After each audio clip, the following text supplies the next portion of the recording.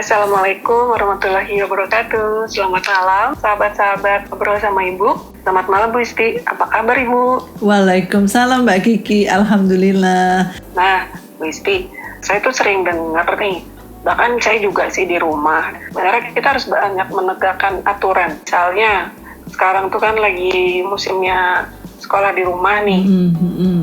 Jadi semua pakai gadget. Cuman apakah terus jadi bisa gadget all the time gitu kan? Kan enggak dong, nanti malah nggak baik kan. Kalau pada saat sekolah iya. Nah itu yang perlu disepakati bersama orang tua dan anak. Oke, jam sekian untuk sekolah, oke megang HP. Tapi setelah sekolah kelar, megang HP jam sekian. Nah itu kan anaknya selalu berkilaunya, oh enggak ini masih ngerjain tugas ini. Tapi ternyata mungkin YouTube gitu kan. Wah jadinya matanya nggak ada istirahatnya itu. Nah itu gimana ya Bu anak bisa mengerti dan dilakukannya itu juga dengan ikhlas dan senang hati gitu. Memang Mbak Kiki, membuat peraturan itu tidak mudah. Tidak hanya untuk anak-anak loh, untuk orang dewasa juga tidak mudah. Karena aturan itu kan membuat seseorang tidak bebas mau gue gitu ya. Nah, kenapa perlu aturan? Sebenarnya anggota keluarga belajar tentang mana yang benar dan mana yang kurang benar. Kita harapkan anak-anak itu bisa tumbuh, berkembang menjadi orang yang bisa memahami peraturan. Karena kalau tidak memahami peraturan, mereka itu kan melakukannya dengan semau gue tanpa memikirkan dampaknya terhadap orang lain atau terhadap lingkungan. Itu kan bukan yang sesuatu yang kita harapkan terjadi pada anak-anak kita. Jadi yang kita persiapkan tuh apa ya Bu sebagai orang tua? Hal utama yang perlu dilakukan dan perlu diingat oleh orang tua dalam membuat peraturan keluarga dan supaya dapat diikutin, karena apa artinya ya kita membuat banyak peraturan keluarga tapi keluarga tidak bisa mengikuti. Itu adalah satu, membuat kesepakatan. Jadi semua anggota keluarga dilibatin nih, ayah, ibu, anak, diajak diskusi dan anak-anak diminta pendapatnya. Jadi jangan one way communication tapi two way. Jadi kita minta menurut dia gimana, konsekuensinya apa. Jadi caranya adalah diskusikan dulu tujuan peraturan. Contoh sepele misalnya, habis pulang sekolah sebelum pandemi ya, jangan langsung pergi tapi harus izin dulu. Jadi supaya anak itu paham kenapa peraturan ini diberlakukan. Kalau anak itu tidak izin langsung pergi, kita kasih tahu ke anak. Kan dalam pikiran anak mesti pikirnya gini, kenapa ya gue harus izin gitu ya. Kita sebagai orang tua tuh harus bisa menjelaskan. Sebaiknya kenapa kita beri kabar ke orang lain di rumah kalau kita sedang pergi. Kita ngasih contoh, kita tanya ke mereka. Kalau kita dari kantor kemudian nggak informasiin langsung kita pergi, pulangnya malam, apa yang mereka rasakan? Anak-anak kan dia jawab gini, aku pasti kesel deh nungguin mama. Kan biasanya kita makan malam bareng, tapi karena nungguin mama nggak datang, aku jadi makannya telat deh gitu. Kalau mama tadi bilang, kan aku nggak usah nungguin, aku langsung makan gitu kan. Pasti itu yang keluar kan, mereka akan menunjukkan kesalnya. Jadi di sini kita balikin lagi ke anak. Nah, mama juga bakal ngerasain hal yang sama kalau adik dari sekolah tidak langsung pulang atau tidak memberitahu kalau mau pergi di tempat lain. Anak paham ya tujuannya apa sih aturan ini dibuat gitu. Kita memberikan kesempatan pada anak mengutarakan usulannya. Jadi usulannya peraturannya harus seperti apa. Kemudian dibahas bersama dan disepakatin. Jadi disepakatin oleh semua pihak yang ada di keluarga itu. Kemudian di tahap ini kita juga bicara konsekuensinya Mbak. Jadi konsekuensinya itu apabila peraturan ini dilakukan dan apabila tidak dilakukan, apa konsekuensinya? Misalnya, konsekuensi kalau itu dilanggar gitu ya, itu adalah mengurangi jam nonton, mengurangi uang jajan, dan lain-lain. Karena ada kehilangan kesenangan kalau dia tidak mengikuti peraturan itu. Tetapi di sini yang jelas, jangan konsekuensi itu diberikan terlalu keras kepada anak. Kemudian yang kedua Mbak Kiki, itu berlaku untuk semua anggota keluarga. Jadi jangan hanya pada anak. Nanti anak bilang, ih enak banget, kok hanya buat gue gitu.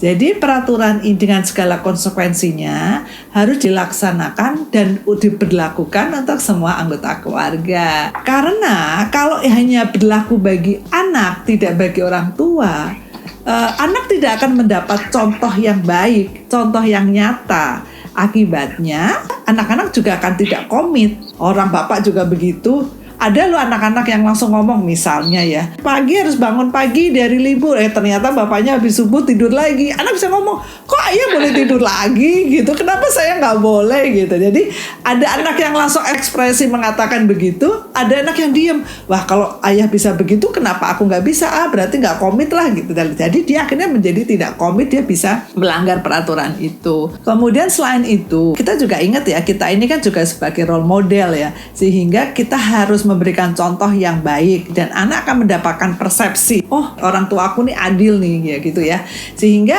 anak akan berperilaku, dia akhirnya mau menjalani itu dengan ikhlas dan termotivasi untuk melakukan, bahkan dia akan mengikuti dengan senang hati dan saling mengingatkan. Kalau itu tidak terjadi, bisa-bisa dia malah nolak, tapi dengan diam-diam. Jadi kalau orang tuanya tidur, dia melakukan, atau dengan terang-terangan. Kemudian yang ketiga adalah konsisten. Ini perlu dilakukan, karena kalau tidak dilakukan secara konsisten, anak juga menganggap aturan ini tidak penting. Oh misalnya, minggu depan dilanggar boleh. Jadi anak bilang, sebenarnya gimana ya orang tuaku ya? Boleh atau enggak sih gitu. Jadi dia akhirnya menjadi bingung sendiri. Ini berarti orang tuaku sebenarnya main-main nih. Sebenarnya peraturan ini nggak penting gitu. Supaya ini bisa terjadi konsisten, bisa juga loh peraturan itu ditulis gitu, jadi reminder gitu. Intinya adalah anak itu bisa paham, semua anggota keluarga, orang tua juga bisa paham bahwa ada peraturan 1, 2, 3, 4, 5 gitu ya. Kemudian di sini yang diperlukan adalah sikap tegas orang tua. Tegas loh ya, bukan marah. Cuman tegas ini harus clear. Tegas yang terlalu lemah, anak akan mempersepsikan bahwa orang tuanya bisa diakalin. Kalau kita tegasnya terlalu keras sehingga anak menganggap itu marah kan gitu. Bagaimana kalau jika anak melakukan peraturan? Di sini orang tua harus memberikan reward. Nah, pada waktu membuat kesepakatan tadi, kan sebenarnya disepakati kalau melakukan seperti apa, kalau tidak melakukan seperti apa. Jadi kita melakukan seperti yang disepakatin tadi. Bisa juga ditambah dengan memberikan pujian. Jadi seneng deh ibu, hari ini kakak mau bantuin ibu apa gitu misalnya.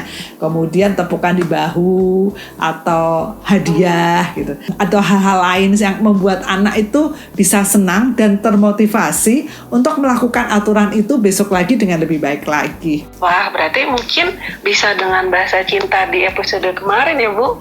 Nah, kalau ada nih anak ya yang kalau dia melanggar aturan gitu ya, menolaknya itu dengan cara nangis, tantrum gitu ya, guling-guling di lantai, atau bahkan minimal tuh kayak marah, ngambek gitu, cemberut seharian gitu.